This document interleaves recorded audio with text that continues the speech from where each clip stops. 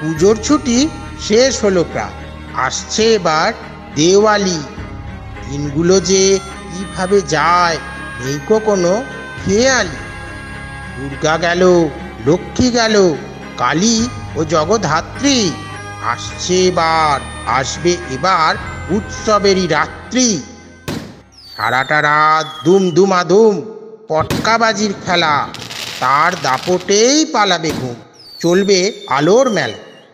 সবাই মিলে বাড়ির ছাতে খেলতে হবে সাবধানে। হিমঝরা সেই গভীর রাতে কখন কি হয় কে জানে।